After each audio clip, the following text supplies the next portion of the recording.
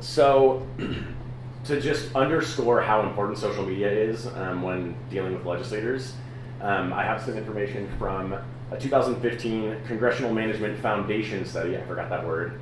And this was a study where they surveyed legislative assistants to congressional members in DC, but it's still applicable to a lot of the work that you will be doing with the state legislators.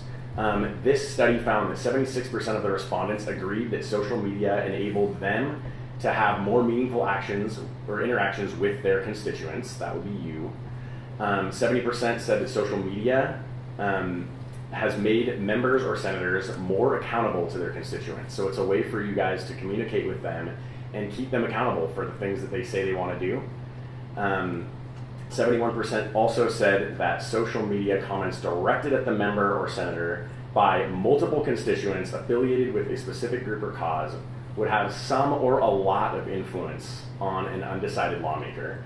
So that underscores the work that you'll be doing trying to get fellow students involved in this process of education around state need grant. So getting your friends to show up for the legislative day, getting your friends to interact around this online, send emails to their legislators, that will all be a really important part of this work that we're doing. So we have heard several times today from, I think Darcy mentioned it, Guillermo mentioned it, Representative Stanbaugh mentioned it, there is a difference between lobbying work and educating work.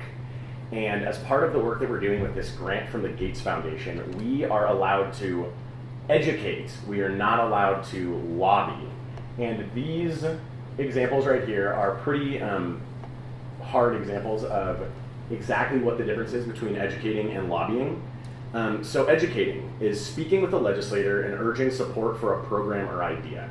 So these are examples of tweets, since we're talking about social media right now, that would be appropriate tweets surrounding asking for state need grant support. You could say something like, please support additional funding for state need grants at Ledge Jane Doe.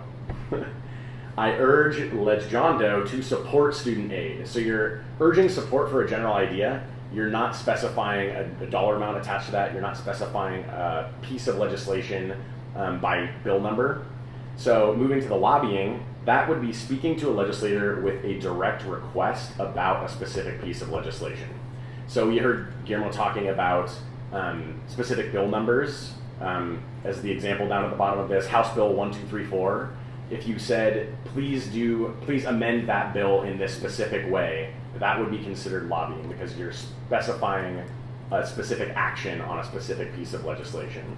So you guys will be able, we'll forward you all this information, and that'll be something that we continue to touch on to make sure that you're all familiar with the differences between lobbying and educating, because as you can tell, it's sometimes a little bit nuanced, but if you stay away from speaking about specific bills and specific dollar amounts, you're generally going to be fine.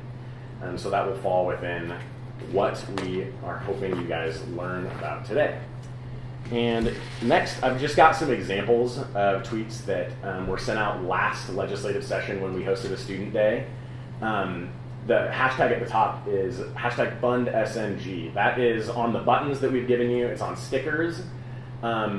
If you're going to be tweeting or posting on Facebook or Instagram about your involvement with SEN and about funding for state need grant, this is a great hashtag to use. It's obviously searchable, and it allows us to see what kind of action is going through from you all to legislators, and it allows legislators to see more broadly the support for supporting state need grants. So you can see some examples, including from some groups that are represented here today. College Success Foundation said, fully funding state need grant increases opportunities for low-income, first-gen, and minority students. So that's educating. They're not asking for a specific dollar amount. They're just saying, this is a really great program, and please support it. Other ways to engage with the legislature. You can call the district office or their office in Olympia. It's a great way to speak with, generally you're going to be speaking with a legislative assistant, but don't be offended, legislators are very busy, and they get those messages. So if you call and say, I'm just really I just really want to express my support for this state need grant program.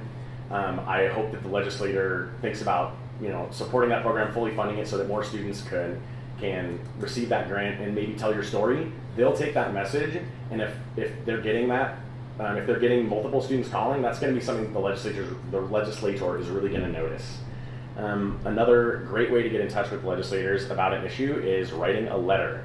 It only costs a postage stamp, and you can at length tell your story in a letter, although generally shorter letters are better because, again, they're busy people. They receive a lot of constituent mail, but they do look at it. They open these letters, they read them, they use those stories to make decisions.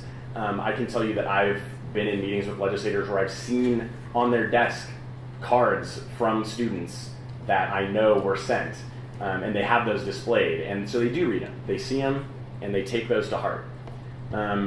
The third way that I'm going to talk about it in a little bit more length in a moment is email. Emailing is another great way to get in touch with legislators. They all use their legislative email addresses for all kinds of for all of their work, and we actually have built a platform that allows you to put in your address and your name and your email, and it pulls up your legislators that represent you from your district. And we have a pre-filled, we have the ability to pre-fill emails with a message, and then you can edit those, you can share your story, you can expand upon those, but then when you hit send, it goes to those legislators that represent you, and it comes from your email account, and it's a really quick and easy way. It can take 5 minutes or less. So right now, or actually before I do that, I want to say that if you need information about the phone numbers or email addresses or mailing addresses for any of the legislators, leg.wa.gov, I think one of the students maybe mentioned that a few minutes ago, that is an amazing resource for all of this information. If you have some interest in getting more in depth, even learning more about what Guillermo was talking about the legislative process, they have fantastic resources on that on the state legislature website. You have pictorial directories of all of the members. You can find all the committees that they serve on. So all of that information is available on leg.wa.gov.